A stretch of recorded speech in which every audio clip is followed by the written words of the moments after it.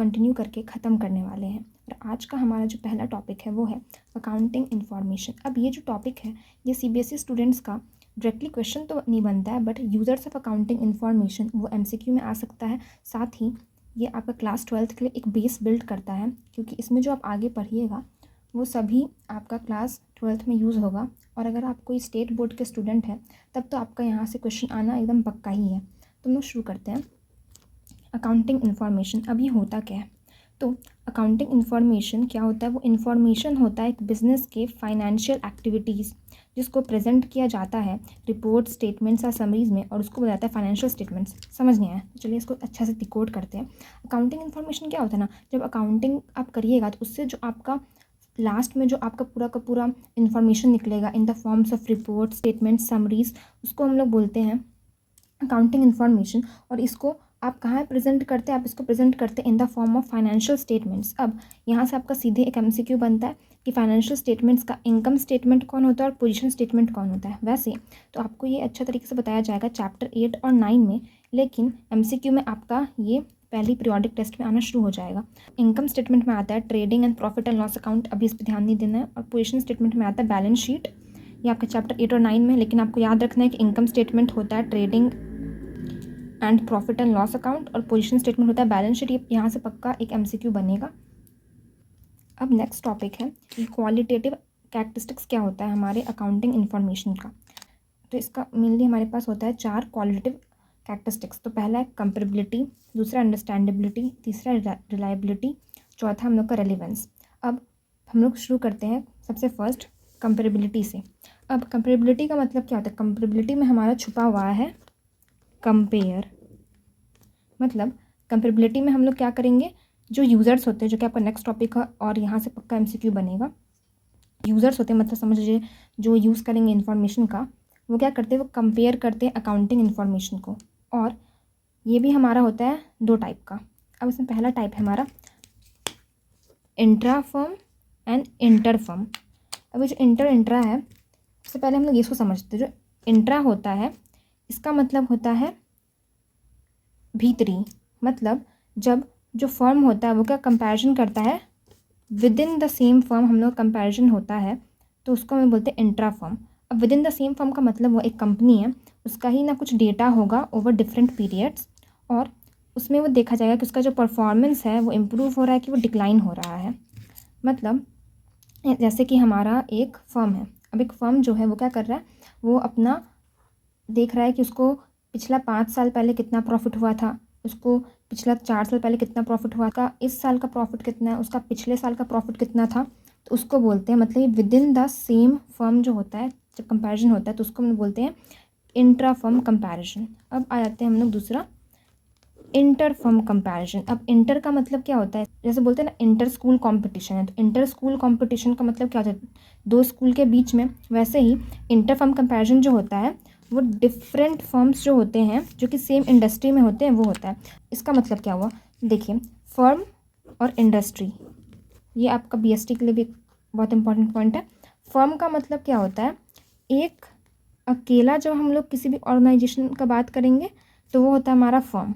लेकिन इंडस्ट्री क्या होता है, जब उसी सेम बिजनेस को करने वाले जितने भी आ जाएंगे हमारे फर्म्स, उसको हम लोग बोलते हैं industry. For example mobile companies का हम एग्जांपल लेते हैं, तो मोबाइल कंपनीज़ में सैमसंग, एप्पल, वीवो, ओप्पो, ये लोग फर्म को डिनोट करते हैं। लेकिन जब बोलेगा ना मोबाइल इंडस्ट्री, तो मोबाइल इंडस्ट्री में जितने भी मोबाइल इंडस्ट्री होते हैं सब आ जाते हैं। तो इंटर फर्म कंपेरिजन का मतलब क्या होता है कि डिफरेंट फर्म्स जो कि सेम इंडस्ट्री में है उनका कंपेरिजन करते हैं। फॉर एग्जांपल हम लोग देखेंगे कि एप्पल जो है वो कितना प्रॉफिट कमा रहा है इन कंपेरिजन टू सैमसंग, या फिर जो एप्पल का जो लैपटॉप है वो कितना ज़्यादा बिका है देन कंपेरिजन टू एचपी का लैपटॉप। तो इसको हम लोग बोलेंगे इंटर फर्म कंपेरिजन। अब आ जाते हैं हम लोग इसका सेकंड इंपॉर्टेंट पॉइंट, अंडरस्टैंडेबिलिटी। अब अंडरस्टैंडेबिलिटी में तो वैसे ही अंडरस्टैंड जो है वो छुपा हुआ है, मतलब कि अंडरस्टैंडेबिलिटी का मतलब हो जाएगा कि इन्फॉर्मेशन को इस तरीके से प्रेजेंट किया जाए कि जो यूज़र्स हैं उसको समझ सकें। फॉर एग्ज़ाम्पल अगर आप लिखते हैं नोट्स, अगर आप नोट्स को क्या करते हैं, आप एक ही जगह पे सब चीज़ लिखते चले जाते हैं तो उससे समझ नहीं आता है बाद में कि क्या लिखा हुआ है क्या नहीं लिखा हुआ है, या फिर आपको समझ में आता है दूसरे को समझ नहीं आएगा। उसी तरीके से जो आप अपना अकाउंटिंग एंट्रीज करेगा, आप ऐसे लिखिए कि जो यूज़र है उसको समझ में आ जाए कि आखिरकार ये है क्या, मतलब कि उनसे वो अपना जो उनको इन्फॉर्मेशन चाहिए उस इन्फॉर्मेशन को वो डिराइव कर सके। वो होता है हमारा अंडरस्टैंडेबिलिटी, मतलब अंडरस्टैंडेबल हो। अब आते हैं हम लोग रिलायबिलिटी। अब रिलायबल का मतलब क्या होता है? रिलायबल का मतलब होता है हमारा ट्रस्ट वर्दी है, ट्रस्ट आप जिस पे कर सकते हैं। अगर अकाउंटिंग इन्फॉर्मेशन ऐसा होगा कि आप क्या कर रहे हैं, अपना प्रॉफिट जो है उसको बढ़ा करके दिखा दे रहे हैं, या फिर विंडो ड्रेसिंग हम लोग पढ़े थे, तो अगर विंडो ड्रेसिंग कर रहे हैं तो इससे क्या होता है, हमारा डेटा जो होता है वो रिलायबल नहीं रहता है। तो रिलायबल का मतलब हो गया कि इन्फॉर्मेशन क्या होना चाहिए हम लोग का, रिलायबल, मतलब कि उसमें आप ट्रस्ट कर सकें, उसको बोलते हैं। अब आते हैं हमारा लास्ट पॉइंट, रेलिवेंस। रेलिवेंस का मतलब क्या होता है? रेलिवेंस का मतलब होता है हमारा, अगर हिंदी में बोले तो उचित हो, मतलब उचित।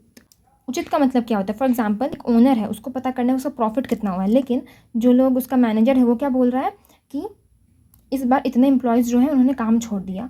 अब ये उचित तो नहीं हुआ, ऑफकोर्स दोनों इंपॉर्टेंट बात है, लेकिन जिस इन्फॉर्मेशन का काम ओनर को है वो काम उसको नहीं मिल रहा, मतलब उसको उचित इन्फॉर्मेशन नहीं मिल रहा है। तो एक अकाउंटिंग इन्फॉर्मेशन क्या होना चाहिए?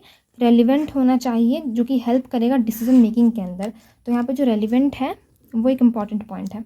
तो हम लोग इसके लिए एक निमोनिक है, फिर एक ट्रिक है, वो क्या है इसको याद रखने का, क्योंकि यहाँ से क्वेश्चन बनता है। वो है हमारा सी से आता है हमारा कंपेरेबिलिटी, यू से होता है अंडरस्टैंडेबिलिटी, आर से होता है रिलायबिलिटी, और आर से होता है रेलिवेंस। मतलब आपका ये क्या बन गया निमोनिक? आपका निमोनिक बन गया CURR, कर। जो बिल्ली का आवाज़ होता है ना सॉफ्ट वाला, उसको हम लोग बोलते हैं कर। तो आप इससे याद रख सकते हैं, बस एक ट्रिक है अगर आपको याद रखना है इस चीज़ से। तो अब हम लोग आते हैं नेक्स्ट टॉपिक पर, और ये जो टॉपिक है ये है बहुत इम्पॉर्टेंट। यहाँ से MCQ आना एकदम श्योर शॉट है, और आपका ये 12th क्लास में सेम जो यहाँ पढ़ा रहे हैं वो सेम आपका क्लास 12th में भी है। तो हम इस पर आते हैं कि यूज़र्स, मतलब कौन कौन यूज़ करता है अकाउंटिंग इन्फॉर्मेशन को। तो इसमें आता है हमारा 2 कैटेगरी, एक कैटेगरी 1 है और एक कैटेगरी हमारा 2 है। तो कैटेगरी 1 का मतलब क्या होता है, हमारे इंटरनल यूज़र्स। इन का मतलब क्या होता है? अंदर। इनका मतलब होता है अंदर। तो इंटरनल यूज़र्स का मतलब क्या होता है? वो सारे इंसान जो कि ऑर्गेनाइजेशन के विद इन है, मतलब अंदर हैं, और उनके पास क्या है, एक डायरेक्ट एक्सेस है अकाउंटिंग रिकॉर्ड्स का। फॉर एग्जांपल आप हो गए, तो फिर आपके घर में क्या चल रहा है या फिर क्या नहीं चल रहा है, वो उसका डायरेक्ट इन्फॉर्मेशन किसके पास होगा? आपके पास होगा। तो ऐसे ही हो जाता है। हमारे इंटरनल यूज़र्स कौन होते हैं? वो सारे लोग जो कि ऑर्गेनाइजेशन के अंदर के होते हैं और उनके पास डायरेक्ट एक्सेस होता है अकाउंटिंग रिकॉर्ड्स का। अकाउंटिंग रिकॉर्ड्स जो आप रिकॉर्ड करते हैं, जो कि हम लोग आगे पढ़ेंगे, वो है। अब इसमें हम लोग का आते हैं मेनली 2 पर्सन्स। तो पहले पर्सन क्या हो गए? ओनर। ओनर को क्यों होगा? ओनर को क्या चाहिए? उनको पता करना है प्रॉफिट या फिर लॉस, इसलिए वो इसमें इंटरेस्टेड होते हैं। अब मैनेजमेंट का मतलब क्या होता है? वो सारे लोग जो कि एक बिज़नेस को चलाते हैं, तो उनको बोलते हैं मैनेजमेंट। अब जो मैनेजमेंट क्यों इसमें इंटरेस्टेड होते हैं? क्योंकि उनको लेना होता है डिसीज़न और रन करना होता है बिज़नेस को अच्छे तरीके से। फॉर एग्जांपल वो देखेंगे कि अच्छा उनका जो लॉस है वो बढ़ रहा है, तो वो लॉस को किस तरीके से कम करें, या फिर जो उनका कॉस्ट लग रहा है किसी प्रोडक्ट को बनाने के लिए उसको वो कैसे कम करें। तो ये हो जाएगा मैनेजमेंट का। तो क्या है? एक्स का मतलब क्या होता है हमारा? ये हमारा एक रूट वर्ड है। एक्स का मतलब होता है हमारा आउट। तो फिर एक्सटर्नल यूज़र्स कौन होते हैं? पीपल जो कि आउटसाइड होते हैं उस ऑर्गेनाइजेशन के, नहीं होता है डायरेक्ट एक्सेस अकाउंटिंग रिकॉर्ड्स का। फॉर एग्जांपल जैसे आपके घर में क्या चल रहा है वो आपको पता है। अब आपका दोस्त है, भले कितना भी अच्छा दोस्त क्यों ना हो, लेकिन हमेशा क्या चल रहा है उसको नहीं पता चलेगा। तो वो क्या होता है? हमारे आउटसाइडर्स, मतलब एक्सटर्नल यूज़र्स होते हैं, वो ऑर्गेनाइजेशन के बाहर के लोग होते हैं और उनके पास डायरेक्ट एक्सेस नहीं होता है अकाउंटिंग रिकॉर्ड्स का। अब इसमें हम लोग के सबसे पहले कौन होते हैं? Employees and workers. तो एम्प्लॉयज़ और वर्कर्स क्यों इंटरेस्टेड होंगे कि अकाउंट्स कैसा हो रहा है, अकाउंट्स कैसा नहीं हो रहा है? तो फिर उनको क्या चाहिए रहता है? उनको चाहिए होता है सैलरी, वेजेस, बोनस। तो इसके लिए वो इंटरेस्टेड होंगे। अब हमारे बैंक्स। तो बैंक्स क्यों इंटरेस्टेड? बैंक्स इसलिए इंटरेस्टेड हैं क्योंकि उनको क्या देना होता है? उनको देना होता है लोन। तो लोन देने के लिए पहले देखेंगे ना कि जो बिज़नेस है वो प्रॉफिट भी कमा पा रहा है या फिर नहीं कमा पा रहा है। ऐसा ना हो जाए कि मैं इसे लोन दे दूँ और ये लॉस में जा कर के मेरा लोन वापस करने के स्थिति में ना रहे। अब नेक्स्ट है इन्वेस्टर्स। अब इन्वेस्टर्स कौन होते हैं? आपने शार्क टैंक इंडिया देखा है, नहीं देखा तो कम से कम एक देख लीजिएगा। उसमें क्या होगा कि ना लोग क्या करते हैं, वो इन्वेस्ट करते हैं पैसा का, मतलब कि किसी का बिजनेस होगा और आप क्या करिएगा, आप इन्वेस्ट करिएगा अपना पैसा ताकि आपका पैसा बढ़ सके। अब ये जैसे सब आगे पढ़िएगा आपको खुद समझ में आ जाएगा। इन्वेस्टर्स जो होते हैं उनको ये डिसाइड करना होता है कि किसी बिजनेस में वो अपना पैसा इन्वेस्ट करे या फिर नहीं करे। अब नेक्स्ट हमारे एक्सटर्नल, ये भी हमारे एक्सटर्नल यूज़र्स का ही है।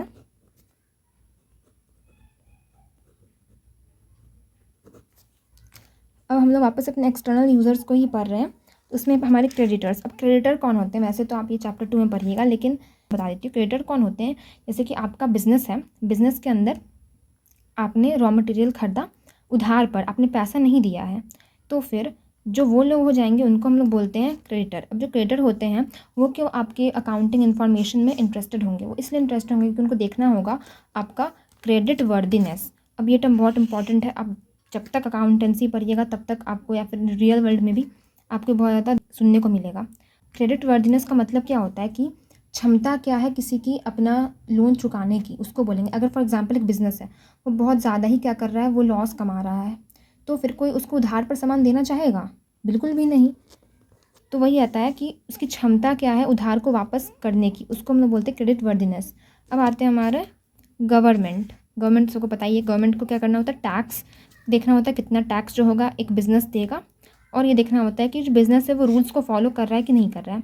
अब टैक्स आप सुने होंगे कि टैक्स लगता है, इनकम टैक्स लगता है, वैसे ही जो बिज़नेस होता है, बिज़नेस को भी अपने प्रॉफिट के ऊपर कुछ टैक्स गवर्नमेंट को पे करना होता है।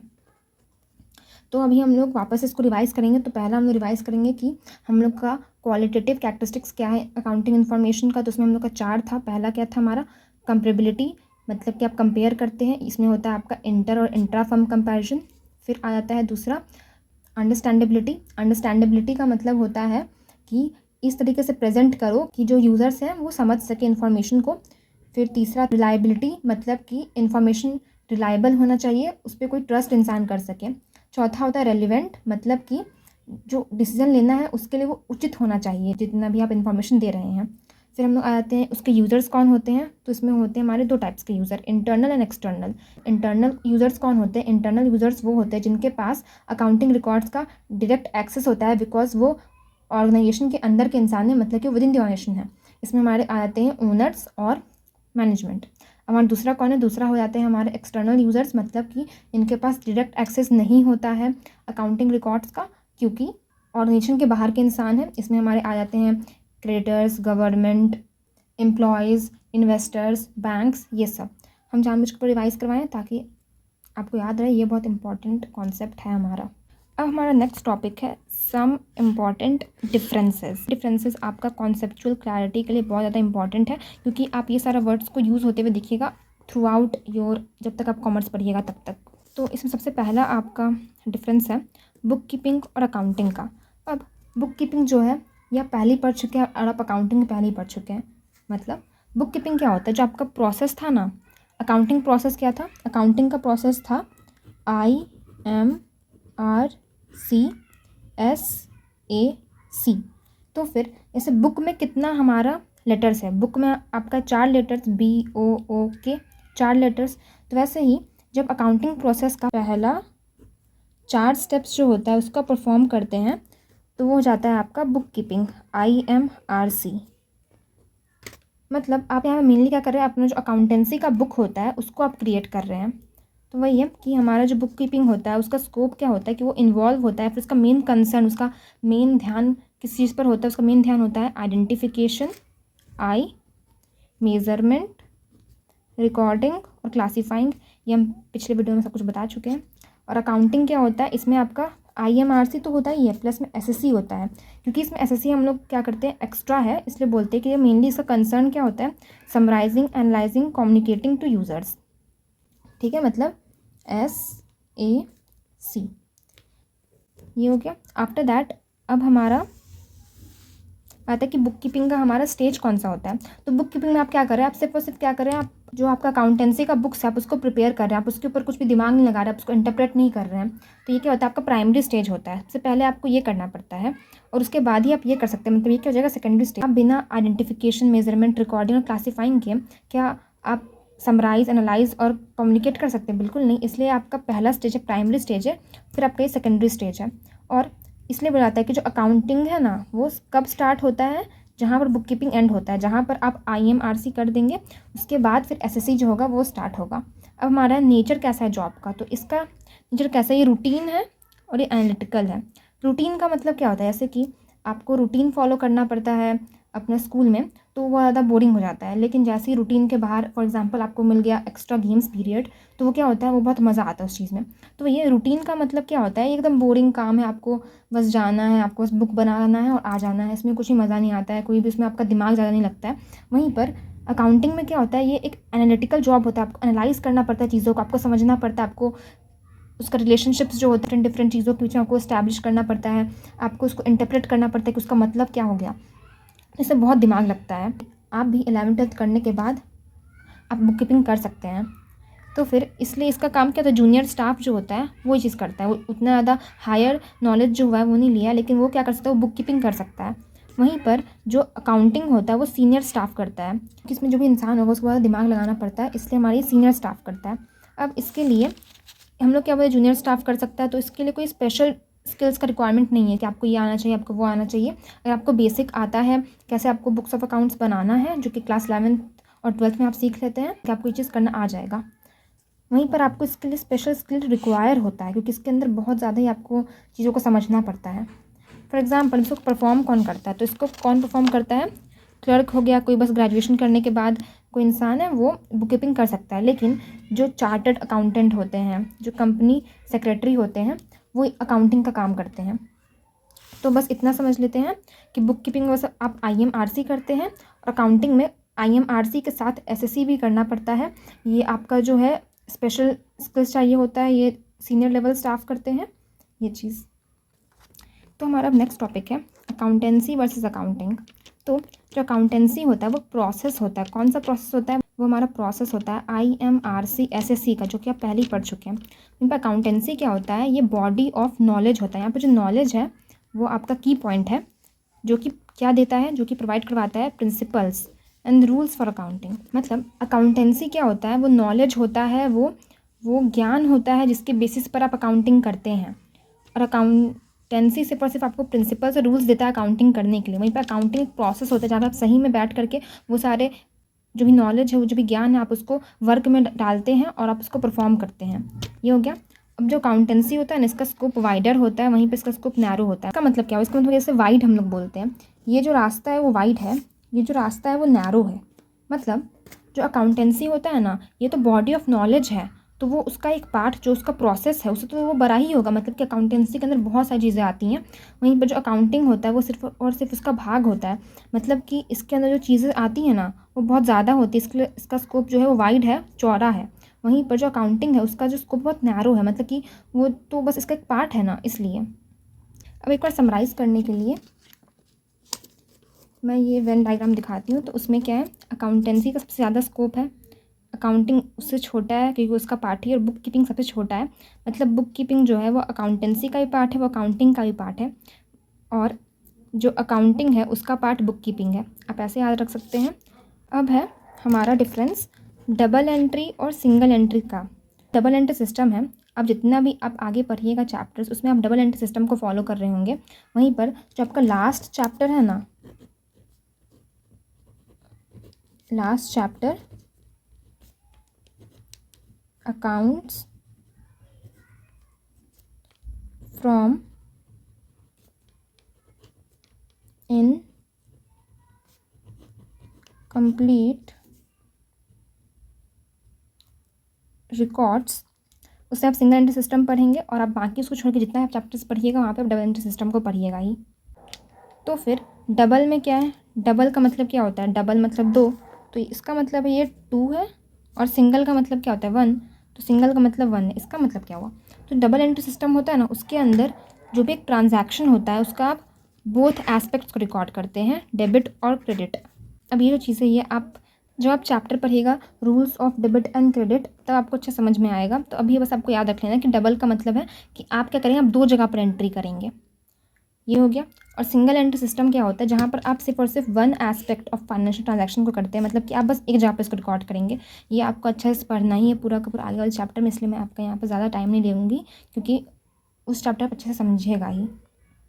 अब जब दो जगह आप किसी को रिकॉर्ड कर रहे हैं तो उससे क्या होगा, आपका कंप्लीट रिकॉर्डिंग होगा। वहीं पर जो आप बस एक जगह पर रिकॉर्ड करें तो उससे क्या होगा, इनकम्प्लीट रिकॉर्डिंग होगा।